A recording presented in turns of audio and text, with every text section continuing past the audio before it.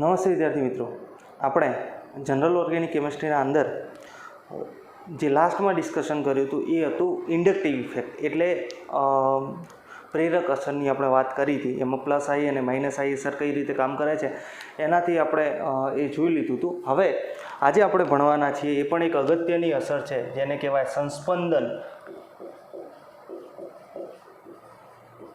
અસર. ઓકે, અને આપણે એના બીજા શબ્દોમાં કહી શકીએ છીએ રેઝોનન્સ ઇફેક્ટ. ઓકે, હવે જો રેઝોનન્સ ઇફેક્ટ અને સંસ્પંદન અસર શું છે, તો હવે અહીંયા શું થાય છે કે અહીંયા ઇલેક્ટ્રોનનું શિફ્ટિંગ થાય છે, પૂરેપૂરું શિફ્ટિંગ થાય છે. પ્રેરક અસરના અંદર આપણે જોયું કે પાર્શિયલ શિફ્ટિંગ ઓફ ઇલેક્ટ્રોન હતું, એટલે કે ઇલેક્ટ્રોનનું આંશિક સ્થાનાંતર હતું, જેના લીધે આંશિક ચાર્જીસ ડેવલપ થતા હતા, જેને આપણે કહેતા હતા પ્લસ ડેલ્ટા ચાર્જ અને માઇનસ ડેલ્ટા ચાર્જ ડેવલપ થતા હતા. અહીંયા શું થાય છે કે ઇલેક્ટ્રોનનું પૂરેપૂરું શિફ્ટિંગ થાય છે. ઓકે, હવે ઇલેક્ટ્રોનનું પૂરેપૂરું શિફ્ટિંગ થવા માટે એક અગત્યનો કોન્સેપ્ટ છે સંયુગ્મિત પ્રણાલી હોવી જોઈએ, એટલે કોન્જ્યુગેટિવ સિસ્ટમ હોવી જોઈએ. ઓકે, તો આપણે એ પણ જોઈશું કે સંયુગ્મિત પ્રણાલી કઈ કઈ હોય છે, એ બધી પણ આપણે ચર્ચા કરશું, અને આપણે રેઝોનેટિંગ સ્ટ્રક્ચર જે છે એ કઈ રીતે બનાવવાના એના વિશે પણ હું તમને સમજાવી દઉં છું. તો સંસ્પંદન અસર. હવે સંસ્પંદન અસર ક્યારે ઉદ્ભવે છે? જ્યારે કોઈ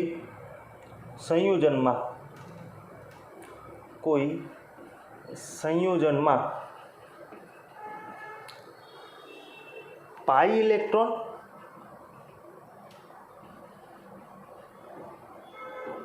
અથવા લોન પેર એટલે કે અબંધકારક ઇલેક્ટ્રોન યુગ્મ.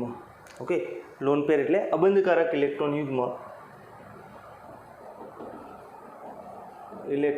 યુગ્મનું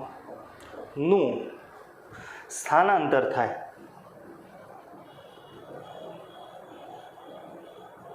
ત્યારે સંસ્પંદન ઉદ્ભવે.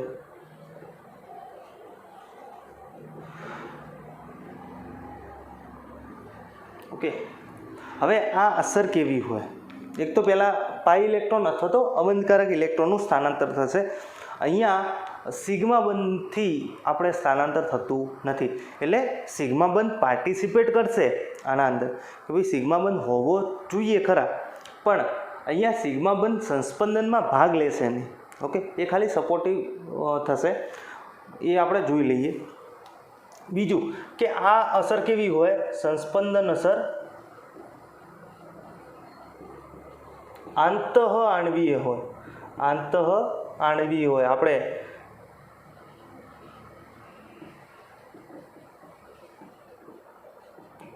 તમને યાદ હશે કે આપણે ઇન્ટરમોલિક્યુલર ને ઇન્ટ્રામોલિક્યુલર હાઇડ્રોજન બોન્ડિંગ ભણ્યા હશો તમે 11માં.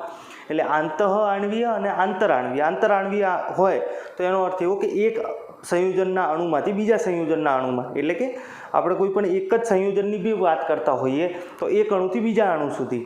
ઓકે, અને આંતઃઆણ્વીય એટલે એક જ અણુના અંદર આ અસર ફરે જશે, તો એને જે તે સંયોજનના બીજા અણુથી કોઈ લેવા દેવા નથી. એને ખાલી ને ખાલી ધારો કે બેન્ઝીન હોય, બરાબર, તો બેન્ઝીન તમે લીધો હોય તો એ બેન્ઝીનનું અંદર એનું સંસ્પંદન થઈ જશે. એને બાજુમાં કોઈ બીજો બેન્ઝીન હોય તો એના અંદર પોતાનું અલગ સંસ્પંદન ચાલતું હશે. આને એકબીજાથી લેવા દેવા નથી. જો કે આ બેન્ઝીન, ઓકે, ધ્યાન રાખજો, તમે ખાલી આમ દોરો છો ને એ સાયક્લોહેક્ઝેન છે. તમારે અહીંયા કાં તો તમારે 3 બોન્ડ બતાવવા પડે, કાં તો પછી તમારે અંદર સિમ્પલી આમ રાઉન્ડ કરવું પડે તો બેન્ઝીન બને. તો એ આંતઃઆણ્વીય હોય છે. એના પછી સંસ્પંદન બંધારણો ભેગા થઈને સંસ્પંદન સંકર બનાવે છે.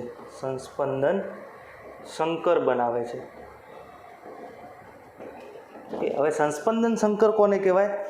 તો એક ખાલી આપણે એક્ઝામ્પલ જોઈ લઈએ કે અહીંયા બેન્ઝીન માટે 2 પોસિબલ છે બંધ, બરાબર. એક તો આ બને અને એક આ બને. જો આ બેમાં બોન્ડની પોઝિશન ચેન્જ છે. ઓકે, અહીંયા જો આખા અલગ છે, બરાબર. તો આ બંનેનું જે સંસ્પંદન સંકર છે એ આપણે આ રીતે લખી શકીએ, આમ ઓકે, અથવા તો બેન્ઝિન માટે શું છે કે ઘણી વખત આમ ડેશથી બી નહીં દર્શાવતા, ડાયરેક્ટ આમ રાઉન્ડ કરી દઈએ છીએ, બરાબર. તો આ રીતે થાય છે. ઓકે, તો એ આ બંને ભેગા થઈ અને આવું સ્ટ્રક્ચર બનાવે છે. હવે આ જે અસર છે એ કેવી હોય છે? ટોટલી કાલ્પનિક અસર હોય છે. સંસ્પંદન બંધારણો કાલ્પનિક હોય છે.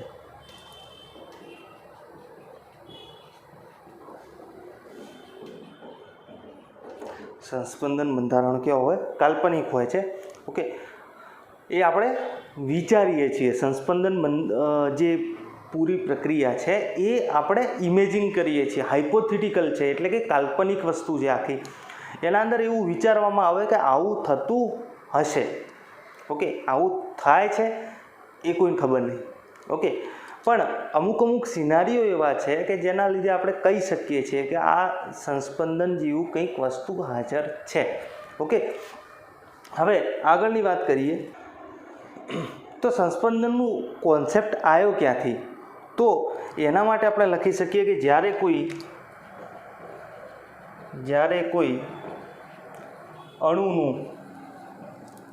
અણુની અથવા તો અણુના ગુણધર્મો, જ્યારે કોઈ અણુનું વર્તન એક જ લુઈસ બંધારણથી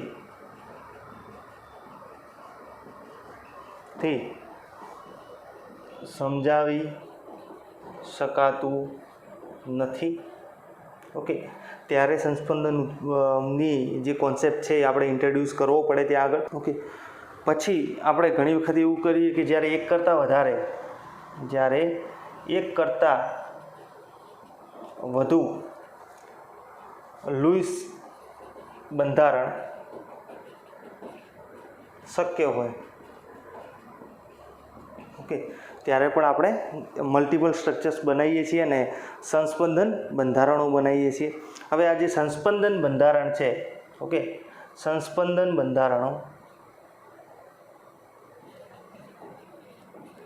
બંધારણોને ઘણીવાર કોન્ટ્રીબ્યુટિંગ સ્ટ્રક્ચર એટલે કે સંસ્પંદન બંધારણોને ફાળો આપનાર બંધારણ પણ કહેવાય છે. ઓકે, એના પછી તો એ આવશે કે આ બધા જે ફાળો આપનાર બંધારણ છે એ બધા ભેગા થઈ અને સંસ્પંદન સંકર બનાવે છે. અને આ જે સંસ્પંદન સંકર છે એની જે ઉર્જા છે એ સૌથી ઓછી હોય છે. કે સંસ્પંદન સંકરની ઉર્જા જે છે એ સૌથી ઓછી હોય છે એવું આપણે માની શકીએ છીએ. ઓકે, તો સંસ્પંદન સંકરની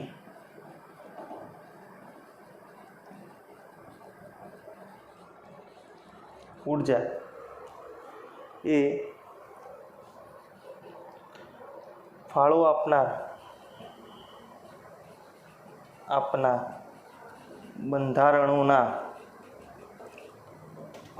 બંધારણોમાં સૌથી ઓછી ઉર્જા ધરાવતા બંધારણ કરતાં પણ ઓછી હોય છે.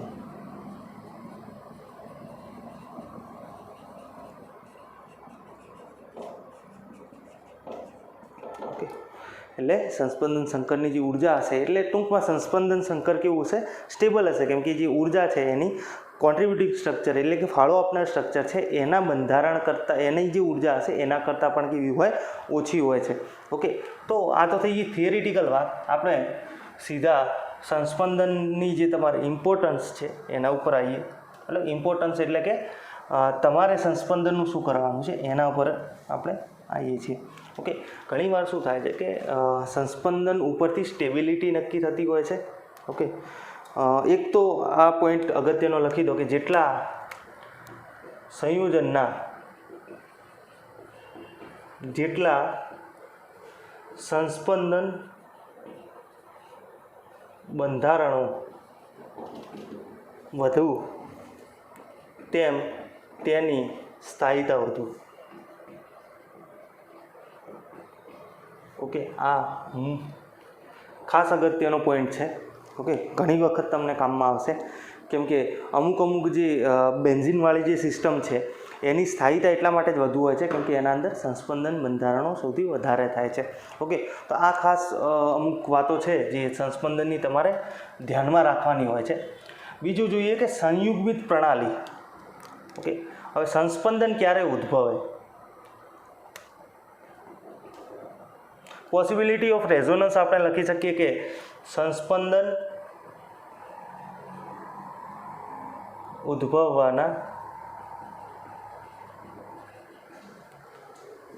ઉદ્ભવવાની શક્યતાઓ. ઓકે, એટલે કઈ કે ભાઈ સંયુગ્મિત પ્રણાલી હોય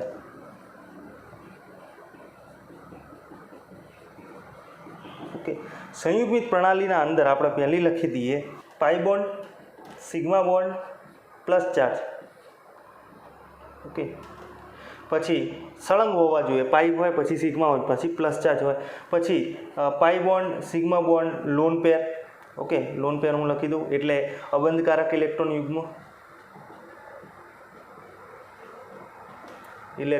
યુગ્મ. ઓકે, પછી હું અહીંયા જ લખી દઉં, નીચે કદાચ તમને નહીં દેખાય. ત્રીજો પોઈન્ટ છે એમાં છે લોન પેર અથવા માઇનસ ચાર્જ. ઓકે, લોન પેર અથવા માઇનસ ચાર્જ ગમે તે હોઈ શકે. ઓકે, ઘણી વખત શું હોય કે માઇનસ ચાર્જ હશે એટલે લોન પેર બી હશે. ત્રીજું પાઈ સિગ્મા ફ્રી રેડિકલ. ઓકે, ચોથું આ ખબર છે ને ક્યારે બનતું હતું? ઓકે, મુક્ત મૂલક ક્યારે બને? જ્યારે કોઈ પણ બંધનું સમવિભાજન થાય એટલે એક ઇલેક્ટ્રોન લઈને છૂટા પડે ત્યારે મુક્ત મૂલક બને. એટલે આ સી ડોટ આ રીતે બનશે. ઓકે, હવે આગળ આવશે પાઈ સિગ્મા પાઈ બંધ. ઓકે, પછી આવશે લોન પેર અથવા માઇનસ ચાર્જ સિગ્મા પાઈ. ઓકે, લોન પેર અથવા minus charge sigma plus. Okay, આ તો પહેલાં જેવું થઈ જશે, આના જેવું લખીએ તો બે સેમ થઈ જાય. અહીંયા શું આવશે? પ્લસ ચાર્જ આવશે. ઓકે, લોન પેર સિગ્મા પ્લસ અથવા તો plus sigma loan pair. Okay, ગમે તે રીતે લખી શકીએ. તો આ 5 કન્ડિશન છે મોટાભાગે એના અંદર આપણે જે સંસ્પંદન છે એ ઉદ્ભવવાની શક્યતાઓ રહેલી છે. આપણે એક પછી એક જોઈએ સંસ્પંદન કઈ રીતે થાય છે. તો પહેલો કેસ આપણે લઈએ કે પહેલી સંયુગ્મિત પ્રણાલી પાઈ સિગ્મા પ્લસ ચાર્જ. આ પહેલી લઈએ. હવે જો આના અંદર ધારો કે આપણે ઉદાહરણ લઈએ કે એક્ઝામ્પલ તરીકે CH2 લો, double bond CH. Okay, bond CH2 plus આવું કંઈક હોય, બરાબર. હવે અહીંયા થશે શું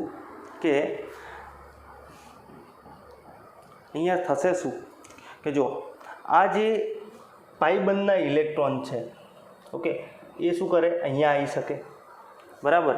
તો શું થાય કે CH2 CH double bond CH2.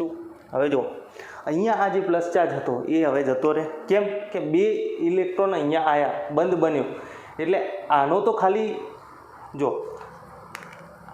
આ કાર્બનને કંઈ ફેર પડ્યો, આનો તો ખાલી બે ઇલેક્ટ્રોન આમ હતા જો, બરાબર. એ ઉપાડીને આપણે અહીંયા લાવ્યા તો આનો તો ઇલેક્ટ્રોન ખાલી એ આમ આવ્યો, બરાબર. એ તો આ બાજુ હતો એવો આ બાજુ થઈ ગયો, એને કંઈ ફેર પડશે નહીં. ફેર કોને પડશે? આ કાર્બનને, કેમ કે એનો ઇલેક્ટ્રોન હતો એ ઉપડી અને ક્યાં આવી ગયો? અહીંયા આવી ગયો છેક, બરાબર. તો આ જે પ્લસ ચાર્જ છે એ કેમ હતો? કેમ કે એક ઇલેક્ટ્રોન ઓછો હતો એટલે પ્લસ ચાર્જ હતો. હવે ઇલેક્ટ્રોન એના જોડે આવી ગયો તો પ્લસ ચાર્જ જતો રહેશે. આ કાર્બન જોડેથી એક ઇલેક્ટ્રોન ઓછો થઈ ગયો એટલે અહીંયા પ્લસ ચાર્જ આવવાનો, તો પ્લસ ચાર્જ ક્યાં આવે? અહીંયા આવે. ઓકે, તો આને શું કહેવાય? સંસ્પંદન બંધારણો કહેવાય એકબીજાના, બરાબર. અહીંયા શું હતું?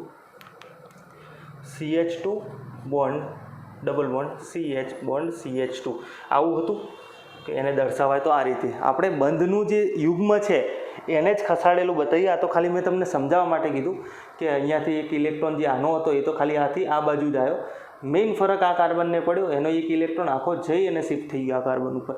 ઓકે, તો આ રીતે બંધ બને.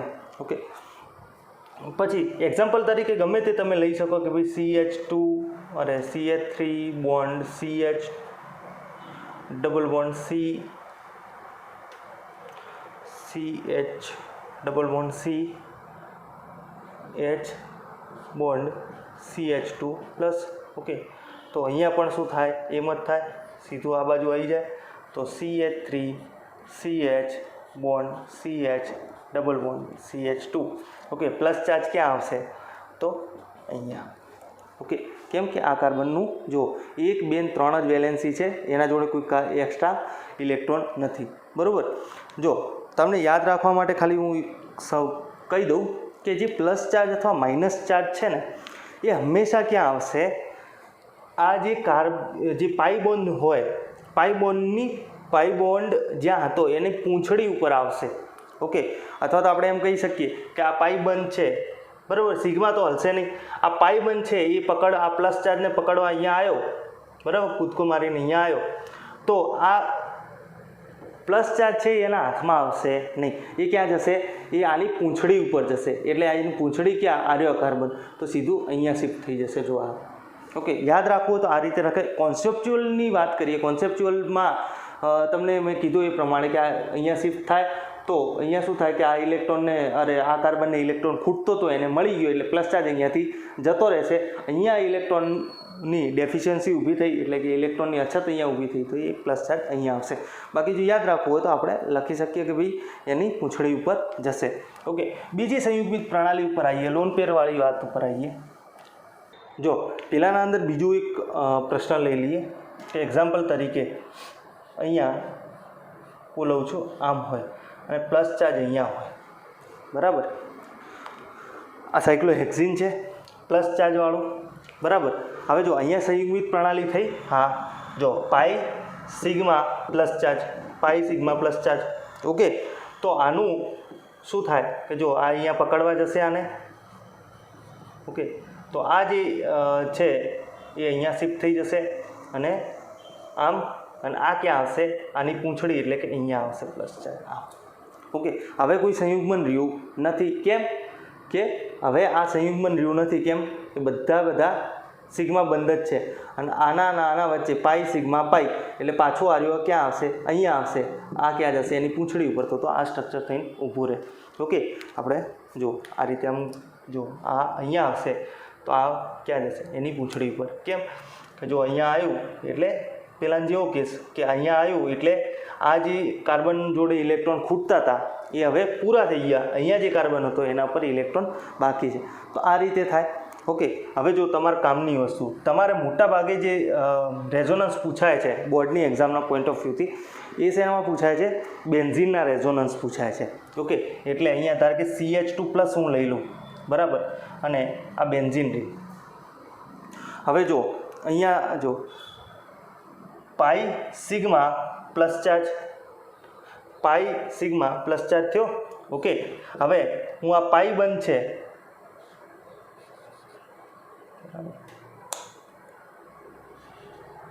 આ પાઈ બંધ. હવે આ પાઈ બંધને હું જો આ ગમે તે બેમાંથી એક ગમે તેને પાઈ બંધ કહી શકીએ, એવું જરૂરી નથી કે અંદરનો બંધ છે એ જ પાઈ બંધ કહેવાય. ઓકે, આપણે ગમે તેને કહી શકીએ. તો આપણે તો એરો જ જો દર્શાવવું હોય તો આપણે બહારથી ઇઝી રહેશે, આમ એરો દર્શાવી દઈએ. તો એનો અર્થ એવો કે અહીંયા આ જે પાઈ બંધ છે અહીંયા આવ્યો. ઓકે, તો ડબલ બોન્ડ CH2. હવે આ પાઈ બંધ અહીંયા આવ્યો એટલે એને આ કાર્બન હતો એને ઇલેક્ટ્રોન મળી ગયો. ઓકે, હવે ઓછો કયા કાર્બનનો ઇલેક્ટ્રોન થયો એ વાત કરો. જો આ બે બંધને તો કોઈ ફેર પડશે નહીં, કેમ કે ખસ્યો કયો, આ બંધ ખસ્યો. ઓકે, હવે આ જે કાર્બન હતો અહીંયા જે કાર્બન હતો એના જોડે પહેલાં ઇલેક્ટ્રોન હતો. જો એક H જોડે જોડાયેલો હોય, જો બેન્ઝીન હોય ને એટલે C6H6 દરેક જગ્યાએ હાઇડ્રોજન હોય એમ, બરાબર. એની જગ્યાએ આ હાઇડ્રોજન કાઢીને આપણે CH2 પ્લસ લગાવેલું છે અહીંયા. તો આ જે કાર્બન છે એના જોડે જો 1 2 3 બંધ છે, એના સિવાય એક પાઈ બંધ હતો, 4 બંધ હતા ટોટલ. એમાંથી આપણે શું કર્યું કે આ બંધ ઉઠાવીને મેં અહીંયા મૂકી દીધો. તો હવે આને એક ઇલેક્ટ્રોનની અછત ઊભી થઈ એટલે આ જે કાર્બન છે એના ઉપર શું આવશે, પોઝિટિવ ચાર્જ આવશે. ઓકે, હવે સેમ જુઓ પાછું પાઈ સિગ્મા પ્લસ ચાર્જ એટલે પાછી સંયુગ્મિત પ્રણાલી ચાલુ જ છે, તો આ અહીંયા આવશે. ઓકે, આમ બરાબર, અહીંયા પ્લસ ચાર્જ, આને આ બંને તો કંઈ લેવા દેવા છે નહીં, CH2. ઓકે, હવે આના જોડે તો ઇલેક્ટ્રોન છે જ, જો બે ચાર ઇલેક્ટ્રોન છે જ, એટલે એને કંઈ પ્લસ માઇનસ ચાર્જ આવશે નહીં. હવે જો અહીંયા પાછી જો પાઈ સિગ્મા પ્લસ ચાર્જ, જો અહીંયા પાઈ સિગ્મા પ્લસ ચાર્જ જ છે બરાબર, પણ આપણે ઓલરેડી આનું તો કરી નાખ્યું છે રેઝોનન્સમાં ઇન્ક્લુડ, એટલે આપણે આને આમ કરશું કે ભાઈ અહીંયા આવ્યો. ઓકે, પ્લસ ચાર્જ ક્યાં આવશે? આર્યા કાર્બન ઉપર આવશે, CH2. ઓકે, અહીંયા હતો બંધ. ઓકે, હવે જો પાઈ સિગ્મા પ્લસ ચાર્જ પાછું એ અહીંયા બરાબર, તો આ અહીંયા આવ્યું. હવે એ ક્યાં જશે? પાછું આ કાર્બન છે એના ઉપર ઇલેક્ટ્રોનની અછત ઊભી થઈ, કેમ કે પાઈ બંધ જે આવ્યો તો એ જતો રહ્યો. ઓકે, તો ટોટલ આટલા જે છે એ રેઝોનેટિંગ સ્ટ્રક્ચર બને બરાબર. જનરલી બુકના અંદર આટલા રેઝોનેટિંગ સ્ટ્રક્ચર બનાવવામાં આવે છે. ઓકે, કેટલા? 4. ઓકે, કેમ કે આ જે સ્ટ્રક્ચર છે એ આપણે ટેકનિકલી અંદર ઇન્ક્લુડ ના કરી શકીએ. એનું કારણ છે કે આના અને આના અંદર ખાલી બંની પોઝિશન ઇન્ક્લુડ છે, અરે બંની ખાલી પોઝિશન ડિફર છે, બાકી સેમ જેવું જ ગણાય આમ જોવા જઈએ તો. ઓકે, આને તમે આ ડાયરેક્શનથી આમ ચાલુ કરો તો બી ચાલે, ત્યાંથી આમ ચાલુ કરો તો બી ચાલે.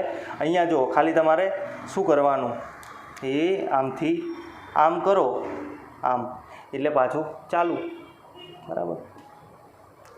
તો આ રીતે પણ તમે કરી શકો છો રેઝોનન્સ. ઓકે, આ સાઈડથી પણ થાય કે ભાઈ અહીંયા આવશે આ પ્લસ ચાર્જ, અહીંયા આવશે આથી અહીંયાથી અહીંયા પ્લસ ચાર્જ અહીંયા. ઓકે, જો યાદ રાખવું હોય કન્સેપ્ટ તો તમને ખબર પડી ગઈ કે ભાઈ અહીંયા પ્લસ ચાર્જ આવે, અહીંયા ઇલેક્ટ્રોનની અછત ઊભી થાય એટલે પ્લસ ચાર્જ ક્યાં આવશે? અહીંયા આવશે. આને ઇલેક્ટ્રોન મળી ગયા એટલે આ પ્લસ ચાર્જ જતો રહેશે.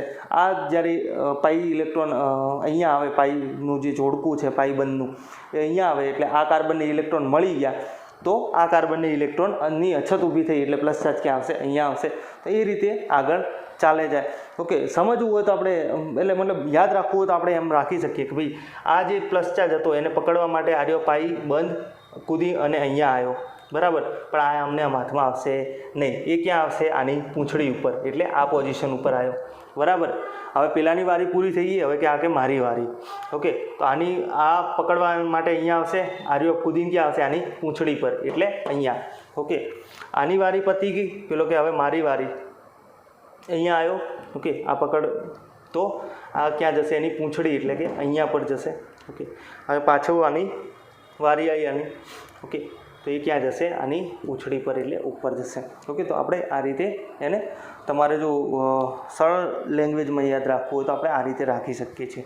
ઓકે, તો તમને ખ્યાલ આવી ગયો હશે. તો એ રીતે આપણે બીજા જે રેઝોનન્સ છે એના ઉદાહરણ પણ જોઈ લઈએ. બીજી સંયુગ્મિત પ્રણાલી કે પાઈ સિગ્મા લોન પેર અથવા તો માઇનસ ચાર્જની જોઈ લઈએ.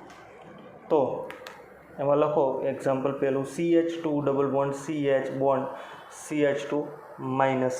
ઓકે, તો હવે જો અહીંયા રેઝોનન્સ કઈ રીતે થશે, આનું સંસ્પંદન કઈ રીતે થાય? જો આ માઇનસ ચાર્જ છે એ કઈ રીતે આવ્યો આ કાર્બન ઉપર? પ્લસ ચાર્જ આવે એનો મતલબ કે એક ઇલેક્ટ્રોન ઓછો હશે. માઇનસ ચાર્જ આવે એનો અર્થ એવો કે એક ઇલેક્ટ્રોન શું હશે? વધારે હશે.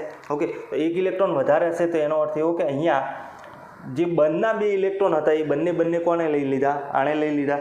તો 2 ઇલેક્ટ્રોન આના જોડે પડ્યા છે, એક પોતાનો બરાબર. એક ઇલેક્ટ્રોન કોનો છે? આ કાર્બનનો પોતાનો છે, 4માંથી જે એક ઇલેક્ટ્રોન હતો એ છે. બીજો એક ઇલેક્ટ્રોન કોનો છે? જે બંધમાંથી એને મળ્યો છે એ. માઇનસ ચાર્જ તો એ એક્સ્ટ્રા ઇલેક્ટ્રોન 5મો છે એના લીધે માઇનસ ચાર્જ છે. ઓકે, પણ આ બંને ઇલેક્ટ્રોનનો ઉપયોગ કરી અને એ બંધ બનાવી શકે આમ. ઓકે, તો એનો અર્થ એવો કે CH ડબલ બોન્ડ CH2 થઈ ગયું. હવે એના જોડે ઉપર માઇનસ ચાર્જ જતો રહ્યો. હવે જો આ વચ્ચેવાળું જે કાર્બન છે, ઓકે, હવે એને આ બાજુ ડબલ બોન્ડ હતા. ઓકે, તો આ વચ્ચેવાળા કાર્બનની વેલેન્સી ચેક કરો કેટલી થઈ ગઈ સંયોજકતા. 2 બંધ અહીંયા, 2 બંધ અહીંયા, 4 ને એક હાઇડ્રોજન જોડે તો ઓલરેડી છે, તો 5 વેલેન્સી હોય ના હોય, કાર્બનની 5 વેલેન્સી આપણે હોતી નથી. ઓકે, તો એ શું કરશે કે અહીંયા આ જે બંધ હતો એને મુક્ત કરી દેશે કે ભાઈ મને આ બાજુથી ઇલેક્ટ્રોન મળી ગયા, તું તારા ઇલેક્ટ્રોન લઈ લે પાછા, બરાબર. જાણ તો મારો એક લઈ જવો હોય તો લઈ જા, કેમ કે જો અહીંયા એને ઇલેક્ટ્રોન મળી ગયા છે, ઓલરેડી એના જોડે છે, તો આ બંને ઇલેક્ટ્રોન માટે રાહ જોશે નહીં, એ સીધું અહીંયા આ કાર્બન ઉપર આવી જશે. તો આ જે માઇનસ ચાર્જ હતો એ ક્યાં આવી ગયો? અહીંયા આવી ગયો. તો આ રીતે એનું રેઝોનન્સ થશે. એ રીતે જો તમારે તો એ રીતે જોવું હોય તો આપણે જોઈ શકીએ છીએ. ઓકે, હવે ધારે કે NO3 -2, ઓકે, આ રીતે હોય NO3 -2, બરાબર. અહીંયા આ માઇનસ ચાર્જમાં શું હોય? 3 અબંધકારક ઇલેક્ટ્રોન યુગ્મ હોય, 6 ઇલેક્ટ્રોન હતા છતાંય બંધ બનાવે એટલે એને શું હોય? માઇનસ હોય, બરાબર. હવે એક વધારાના ઇલેક્ટ્રોન છે આ બંને જોડે, તો અહીંયા શું થશે કે કાં તો આર્યો અહીંયા આવે, બરાબર. અહીંયા બંનેમાંથી એક જે અબંધકારક ઇલેક્ટ્રોન યુગ્મ છે એનાથી એ અહીંયા પાઈબંધ બનાવે, બરાબર. તો આ અહીંયા પાઈબંધ બનાવે તો નાઇટ્રોજન, હંમેશા યાદ રાખો, નાઇટ્રોજન કદીએ 5 સંયોજકતા બતાવે નહીં. ઓકે, નાઇટ્રોજન કદીએ 5 સંયોજકતા બતાવતો નથી, હંમેશા યાદ રાખો. જો અહીંયા હોય આ બંધ બનાવી દે અહીંયા તો 2 2 4 ને 1 5, કાર્બને કદી 5 સંયોજકતા ના બતાવે, પ્રેક્ટિકલી પોસિબલ જ નહીં. તો અહીંયા આ બંધ બનાવે તો એ તો ચાલે નહીં. તો એને શું કરવું પડશે કે આ બંધ બન્યો તો એના માટે શું કરવું પડશે કે એને એક બંધ તોડવો પડશે. તો એ કોણ તોડશે? પાઈ બંધ જ તોડશે. પહેલાં તો આપણે કોન્જ્યુગેશન જોઈ લઈએ, એટલે સંયુગ્મન જોઈ લેજો. પાઈ સિગ્મા માઇનસ ચાર્જ, જો પાઈ સિગ્મા માઇનસ ચાર્જ, પાઈ સિગ્મા માઇનસ ચાર્જ, બંને જગ્યાએ કોન્જ્યુગેશન થાય છે અહીંયા. તો એ શું કરશે? આને મોકલી દેશે ઉપર. તો ઓકે, અહીંયા 2 અબંધકારક ઇલેક્ટ્રોન યુગ્મ તો હતા જ. ઓકે, કાર્બન ઇલેક્ટ્રોન જોડે ઓક્સિજન જોડે એના 2 અબંધકારક ઇલેક્ટ્રોન યુગ્મ તો હોય જ છે. H2O ના અંદર તમે જો ચેક કરશો ને તો ઓક્સિજન જોડે 2 અબંધકારક ઇલેક્ટ્રોન યુગ્મ તો એની ટાઈમ હોય છે, એની નોર્મલ સ્ટેટમાં બી. તો અહીંયા ત્રીજો અબંધકારક ઇલેક્ટ્રોન યુગ્મ થઈ ગયું, એક ઇલેક્ટ્રોન એક્સ્ટ્રા આવ્યો એટલે માઇનસ નાઇટ્રોજન માઇનસ, ઓકે, 0, બરાબર. અહીંયા એના 2 અબંધકારક ઇલેક્ટ્રોન યુગ્મ થઈ ગયા, માઇનસ ચાર્જ જતો રહ્યો, અહીંયા ડબલ બોન્ડ આવશે. ઓકે, હવે આપણે આને આ રીતે પણ દર્શાવી શકીએ કે ઓકે, આને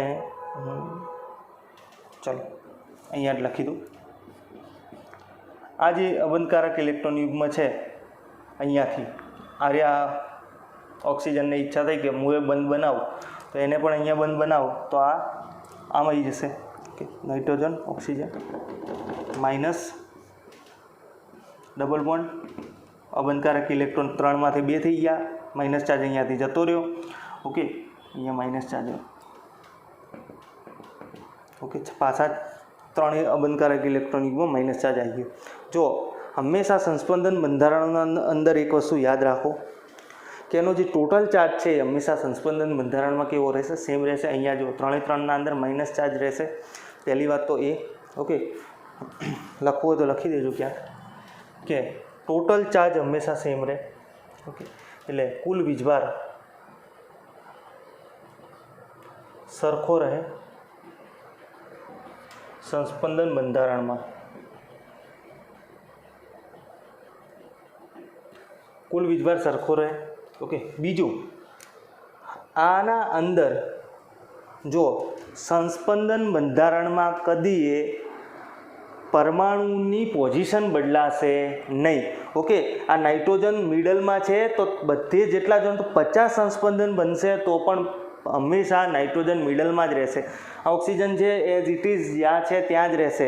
ઓકે, આ તો 3 જગ્યાએ ઓક્સિજન છે, બાકી અહીંયા કાર્બન, અહીંયા ઓક્સિજન ને અહીંયા હાઇડ્રોજન હોય તો એ જ રહે. અહીંયા કાર્બન જ રહે ને અહીંયા હાઇડ્રોજન જ રહે ને અહીંયા જ ઓક્સિજન રહે. ઓકે, એ કદી બદલાય નહીં. ઓકે, જો એ બદલાઈ જાય તો એ પછી સંસ્પંદન કહેવાય નહીં. ઓકે, તો સંસ્પંદન બંધારણમાં પરમાણુની જગ્યા બદલાય નહીં. પરમાણુ જગ્યા અથવા પરમાણુની સ્થિતિ આપણે બદલતા નથી. ઓકે, હવે નેક્સ્ટ કોન્જ્યુગેશન ઉપર આગળ વધીએ કે પાઈ સિગ્મા પ્લસ ચાર્જ થઈ ગયું, પાઈ સિગ્મા લોન પેર થઈ ગયું, પાઈ સિગ્મા હવે શું આવશે? પાઈ સિગ્મા ફ્રી રેડિકલ. ઓકે, એટલે કે મુક્ત મૂલક. તો એના માટે એક્ઝામ્પલ જોઈ લઈએ કે CH2 ડબલ બોન્ડ CH પાઈ બંધ થઈ ગયો, અહીંયા CH2 પ્લસ ચાર્જ. ઓકે, અરે મુક્ત મૂલક થઈ ગયો. હવે જો આના અંદર સંસ્પંદન કઈ રીતે થશે એ હું તમને કહું. જો આપણે દર્શાવવું હોય તો સીધું અહીંયા પેલા જેમ દર્શાવી શકીએ કે આ આમથી આમ આવ્યો અને આ એની પૂંછડી ઉપર એટલે CH2 dot CH2. Okay, double bond અહીંયાથી જતો રહ્યો. ઓકે, સિમ્પલ આ વસ્તુ છે. જો તમારે ડીપમાં સમજવું હોય કે આ શું કહેવા માગે છે તો જો અહીંયા CH2 ડબલ બોન્ડ CH2 અહીંયા મુક્ત મૂલક છે. અહીંયા શું થશે? સમવિભાજન થશે. જો એ અહીંયા એક ઇલેક્ટ્રોન અહીંયા, એક ઇલેક્ટ્રોન અહીંયા. તો બન્યું શું? CH2 અહીંયા, CH અહીંયા ડોટ, CH2 અહીંયા ડોટ. ઓકે, તો હવે આ બંને કે ચલો આપણા જોડે એક એક ઇલેક્ટ્રોન છે, લાવો ને આપણે બંધ બનાવી દઈએ. બંધ બની ગયો. ઓકે, તો આ રીતે થશે. તમે સીધું આને સિમ્પલ આ રીતે પણ દર્શાવી શકો. ઓકે, સિમ્પલ આ રીતે આપણે દર્શાવી શકીએ. ઓકે, તો આ રીતે થશે પાઈ સિગ્મા આના અંદર. ઓકે, બેન્ઝીન રિંગ ઉપર કે તો ફાવે તમને, અહીંયા CH2 ડોટ કે તો ફાવે. કંઈ કરવાનું નથી. જો એ અહીંયા આ એની પૂંછડી ઉપર, તો જો એ આવી ગયો અહીંયા પૂંછડી ઉપર. ઓકે, CH2 આ બંધ થઈ ગયો, આ બંને અડવાનું નથી. ઓકે, તો આની વારી ખતમ. હવે કોની વારી આવી? બીજા બંધની. તો એ ક્યાં આવશે? અહીંયા નહીં, અહીંયા. ઓકે, તો અહીંયા આ બંધ તો એમને એમ CH2 આ ક્યાં આવશે? એની પૂંછડી ઉપર એટલે અહીંયા. ઓકે, આમાં પણ શું થશે? સમવિભાજનના કોન્સેપ્ટથી જ સમજવું પડે. ઓકે, આ બંધનું શું થયું? સમવિભાજન થયું. એક ઇલેક્ટ્રોન અહીંયા ગયો, એક ઇલેક્ટ્રોન અહીંયા ગયો. તો આ કાર્બન કહે છે તારા જોડે એક ઇલેક્ટ્રોન, મારા જોડે ઇલેક્ટ્રોન, તો બંધ બની ગયો. એ રીતે થશે. હવે આ બોન્ડ અહીંયા. ઓકે, તો આટલે આવ્યું. ઓકે, આ બંધ તો એઝ ઇટ ઇઝ હતો, આ રહ્યો CH2. મુક્ત મૂલક ક્યાં આવશે? અહીંયા આવશે. આ બંધ અહીંયા. આ લાસ્ટ જે સ્ટ્રક્ચર છે દૂરો ના દૂરો કોઈ ફરક નહીં પડે. CH2 ઉપર ડોટ. ઓકે, તો આ રીતે બને. ચલો આગળ વધીએ. જો આના અંદર રેઝોનન્સમાં ને એમાં કેવું છે કે જો તમે જેટલા ડીપમાં જશો એમાં વધારે, પણ હું તમને ખાલી એઝ મચ એઝ શોર્ટ રાખું છું, જેથી કરીને તમારે જેટલું જાણવું તમને જરૂરી હોય એટલું જ હું તમને અહીંયા કહું છું આના અંદર. ઓકે, બીજું જે છે એ આના અંદર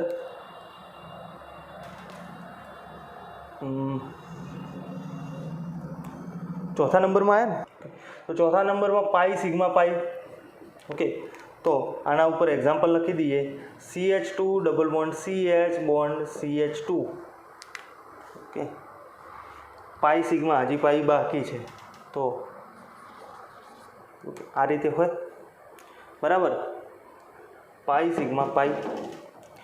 તો આપણે આનું જો ગણવું હોય, રેઝોનન્સ કરવું હોય તો કઈ રીતે કરી શકીએ? જો તો આને આમ પણ આપણે કરી શકીએ. જો CH2 અહીંયા આવશે આમ, તો આ જે કાર્બન છે એને 2 ને 2 4 ને 1 5 થઈ જશે, તો એ ચાલશે નહીં. તો એ ક્યાં આવશે? આના ઉપર. એટલે CH2 bond CH double bond CH bond CH2 minus થઈ જશે અહીંયા. ઓકે, હવે જો આ કાર્બન ઉપરથી ઇલેક્ટ્રોન જતા રહ્યા તો અહીંયા શું આવશે? પ્લસ ચાર્જ આવશે. ઓકે, કેમ કે બંને ઇલેક્ટ્રોન જતા રહ્યા અને આના જોડે જો 1 2 ને 3 ટોટલ 3 બંધ, એક્સ્ટ્રા કોઈ ઇલેક્ટ્રોન નહીં, એક ઇલેક્ટ્રોન આનો જતો રહ્યો પ્લસ ચાર્જ. ઓકે, એટલે જો ચાર્જ જે હતો એ ભલે સેપરેટ થયો અહીંયા, પણ ટોટલ ચાર્જ શું છે? આનો 0 હતો, આનો 0 હતો. આ બંનેમાંથી સ્ટેબલ સ્ટ્રક્ચર કયું હોય? જેમાં નંબર ઓફ બોન્ડ્સ વધારે હોય. હંમેશા જેટલા બી રેઝોનન્સ સ્ટ્રક્ચર બનતા હોય એના અંદરથી સૌથી વધારે સ્ટેબિલિટી ઉપર આપણે ચર્ચા કરશું પછી. ઓકે, સૌથી વધારે સ્ટેબલ કોણ હોય કે જેના અંદર નંબર ઓફ બોન્ડ્સ વધારે હોય? તો અહીંયા જો 2 ને 1 3 ને 2 5 બંધ હતા, 1 2 3 4, ઓકે 4 જ બંધ છે. ઓકે, એક બંધ અહીંયા ખૂટી ગયો. આપણે હાઇડ્રોજનના ગણતા નથી, હાઇડ્રોજનના ગણીએ તો એ તો બધો સેમ જ આવશે. જો હાઇડ્રોજન ક્યાંય બદલાતા નથી, તો આપણે ખાલી આના જ ગણી લઈએ. તો અહીંયા 5 બંધ છે, અહીંયા 4 બંધ છે. સ્ટેબલ કોણ? આ, એટલે ખાસ આપણે અહીંયા ગણતા નથી. ઓકે, તો આ લખવું ના હોય તો કંઈ નહીં, આપણે બીજું એક ઉદાહરણ લઈ લઈએ કે CH2 double bond CH bond CH double bond O. Okay, આવું લઈ લઈએ ઉદાહરણ, તો આપણને ખબર બી પડે કે ભાઈ આ જે છે એ ઓક્સિજન ઇલેક્ટ્રોન ખેંચી બી શકે છે અહીંયાથી. એટલે ઇલેક્ટ્રોન અહીંયાથી ખેંચ્યો. ઓકે, તો ઇલેક્ટ્રોન અહીંયાથી ખેંચ્યો તો શું થાય કે CH2 double bond CH bond CH, અહીંયા O, ઋણ વીજભાર આવી ગયો અહીંયા. ઓકે, હવે જો આ અહીંયાથી બંધ ખેંચ્યો તો આ જે કાર્બન છે એના ઉપર તો 1 2 3 ઇલેક્ટ્રોનની જે છે એ શું ઉત્પન્ન થઈ? અછત ઉત્પન્ન થઈ. તો અહીંયા શું આવશે? પ્લસ ચાર્જ આવશે. ઓકે, હવે જો આ જે પ્લસ ચાર્જ છે, ઓકે, એને દૂર કરવા માટે જો આ કોન્જ્યુગેશન થઈ ગયું, જો plus pi sigma plus charge, તો એ તો પહેલું આગળ કરતા હતા એવું, અહીંયાથી આ આટલે આવશે. આ પ્લસ ચાર્જ ક્યાં આવે? અહીંયા.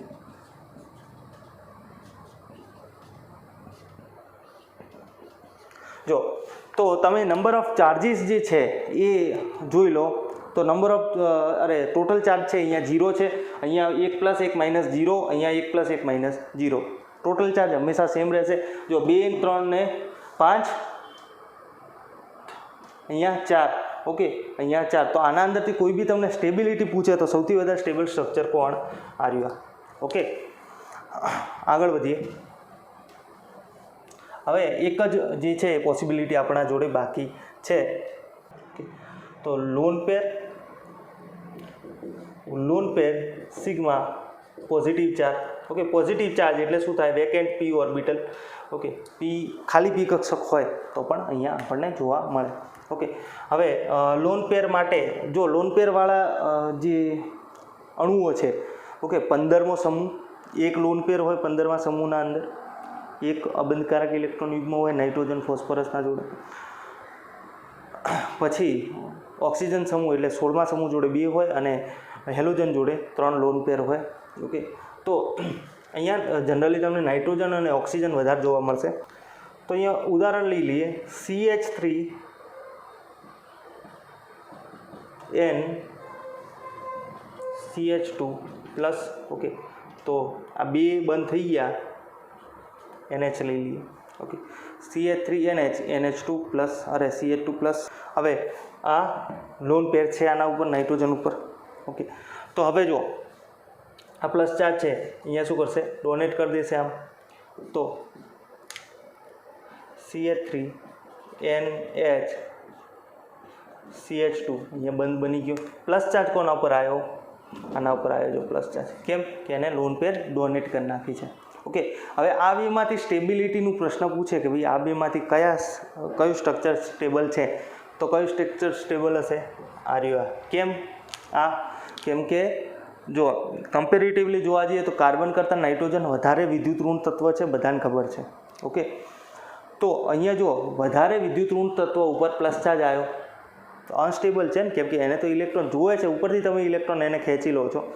ઓકે, તો અહીંયા વધારે સ્ટેબલ છે. તો હંમેશા જો વધારે વિદ્યુત ઋણ તત્વ ઉપર પ્લસ ચાર્જ આવે તો એટલી અનસ્ટેબિલિટી વધશે. ગમે તેના અંદર તમે ગમે તે રેઝોનન્સ વાત કરો કે ગમે તેના ઉપર વાત કરો, એટલી અનસ્ટેબિલિટી વધશે. જો વધારે વિદ્યુત ઋણ તત્વ ઉપર સમહાવ ઋણ વિદ્યુત ભાર આવી જાય તો સ્ટેબિલિટી ઇન્ક્રીઝ થાય. ઓકે, એટલી વસ્તુ ખાલી ધ્યાન રાખવાની તમારે. બીજું ઉદાહરણ લઈ લઈએ કે તો આમ પણ હોઈ શકે CH3 લોન પેર લાવવાનું, આપણે સિગ્મા અને પ્લસ ચાર્જ લાવવાનું. ઓકે, તો CH2 પ્લસ લઈ લઉં હું અહીંયા, બરાબર. પછી સિગ્મા બંધ અને પછી લોન પેર એટલે હું OH લઈ લઉં, બરાબર. OH લઈ લઉં અને અહીંયા આના જોડે તો લોન પેર છે તો કોન્જ્યુગેશન થઈ ગયું. Lone pair sigma plus charge અહીંયા આમ આવશે. તો CH2 ડબલ બોન્ડ OH અહીંયા પ્લસ ચાર્જ છે એ ક્યાં આવી ગયો? અહીંયા આવી ગયો. તો આ રીતે પણ થઈ શકે. Okay,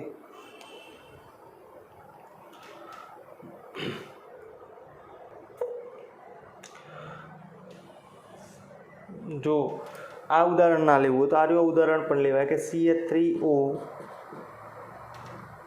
CH2 plus charge. Okay, આ બંધારક ઇલેક્ટ્રોન યુગ્મ છે જ, તો અહીંયાથી આમ આવશે પ્લસ ચાર્જ ક્યાં આવશે આના ઉપર, તો CH3 bond O plus charge આવશે અહીંયા ડબલ બોન્ડ CH2. ઓકે, તો આ બંધ પણ આપણને બને. ઓકે, આ રીતે પણ બને. તો અહીંયા આપણે બધી જે કોન્જ્યુગેશન છે એ પૂર્ણ કરી લીધા છે. ઓકે, હવે તો વિદ્યાર્થી મિત્રો આપણે નેક્સ્ટ લેક્ચરના અંદર આપણે એક કામ કરીએ, રેઝોનન્સની જે સ્ટેબિલિટી છે અને એક અસર છે મેસોમેરિક અસર, જેને કહેવાય મધ્યાવયવ્યતા. ઓકે, તો એના માટે +M અને -M બે ઇફેક્ટ છે, તો એના વિશે આપણે નેક્સ્ટ લેક્ચરના અંદર ચર્ચા કરીએ. બરાબર. હવે મધ્યાવયવતા અને રેઝોનન્સમાં કંઈ ખાસ ફરક નથી. ઓકે, વન ટાઈપનું રેઝોનન્સ જ છે, થોડુંક અલગ થશે એ આપણે એ વખતે ચર્ચા કરી લઈએ. ઓકે, તો નેક્સ્ટ લેક્ચરના અંદર મળીએ છીએ આપણે.